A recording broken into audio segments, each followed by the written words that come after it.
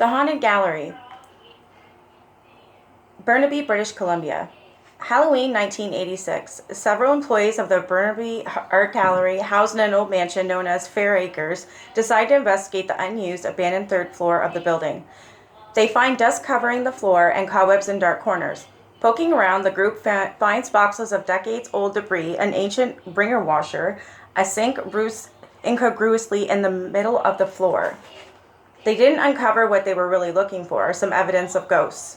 Nor were there signs of recent human habitation. The strangest discovery was the life-size face of a woman, apparently clipped from a magazine and taped to a window. The eyes had been cut out as if it had once been used in a mask. The desolation encountered on the third floor was all the more disconcerting because at least one member of the small band had once heard strange noises coming from there, noises that made her think someone lived up there. "I would hear them opening the window and closing the window," the young woman told the reporter, "and I would hear them walking and banging things." The experience was so real, the woman said, that when coworkers told her the third floor had been abandoned years ago, she was very surprised.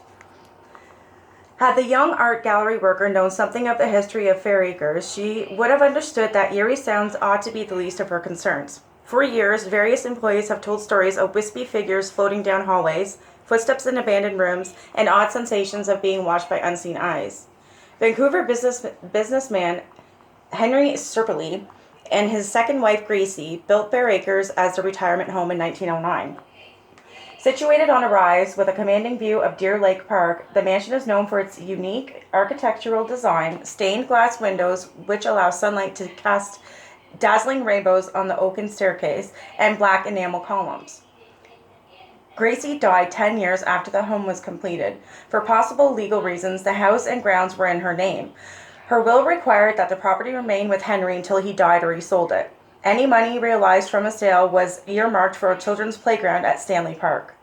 For reasons unknown, Henry disregarded his wife's will. First, Henry became leased, then purchased the three-story Edwardian-style mansion from Serpilli. After Buscombe sold the house, and over the ensuing 35 years, Fair Acres was an extension to Vancouver General Hospital, a private home, and then, from 1939 to 1954, a monastery for the Order of St. Benedict.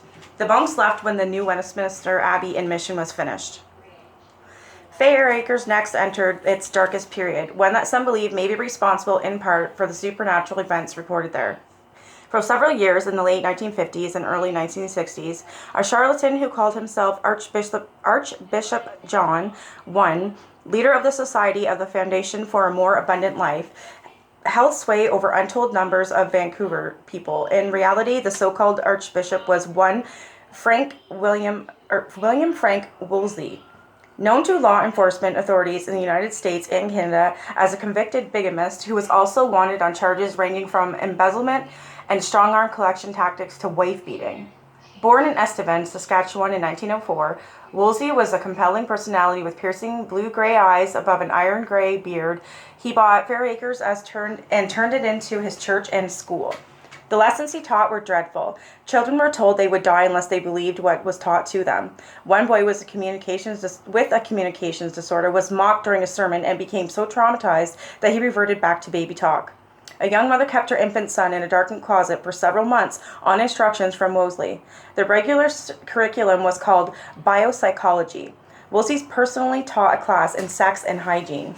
The Vancouver Sun published an expose of Woolsey in 1959 and his purported miracles, but his religious empire didn't collapse until the mid-1960s, when members started leaving and courts froze the church's assets of $2 million. Woolsey fled Canada and disappeared. The Burnaby Council purchased the property in 1966 as a centennial project and converted it into an art gallery, which it remains to this day. A wife whose final wishes were ignored by her husband, and a fraudulent religious sect whose traumatized members may never have recovered from their experiences. Either event may of itself be enough for all of the manner of paranormal activity, but taken together, there seems to be evidence that Fair Acres history provides some explanation for the experiences various persons have said that they had had over the years. A former gallery director told a reporter about the ghost of a woman in a dark blue gown. People have seen and heard a presence in the building. A woman in an evening dress. She was once seen upstairs and once downstairs. People are uncomfortable in the building. No one likes to stay late by themselves. But there's been no murders or no deaths that we know of. No real stories to explain it. The problem of staff not wanting to work after hours was so serious that this former director included a lengthy reference to it in his final report to the gallery board, 5 months after his resignation. Staff members have first-hand experience of the presence of spirits and usually decline to work the evening, even early evening alone, he wrote. While the situation may be taken lightly by the board, it is a matter of concern when staff are not willing to work in the evening. But a gallery director in the late 1980s said that he'd had no experience at all with ghosts at Fair Acres, even on those late evenings when he was responsible for locking up. Several news articles from the mid-1960s discussed appearance to some staff members of the wispy-shaped woman. A caretaker said he saw a woman in a long, transparent, flowing gown walking down the corridor of the abandoned third floor. That's where Archbishop John I housed the children of his followers. A gallery worker in the mid-1980s found that whatever might haunt Burnaby Gallery is something of a prankster. Working over a basement workbench, he had been removing prints from their frames using a hammer and a screwdriver. He was distracted for a moment, and when he turned back, his tools had been placed neatly on the rack, 2 meters away from where he had been working. Later, he took some empty picture frames to an old wine cellar used for storage. As he approached, the padlock on the cellar door was swaying back and forth. Though he hadn't touched it, he watched the movement for some time before it stopped.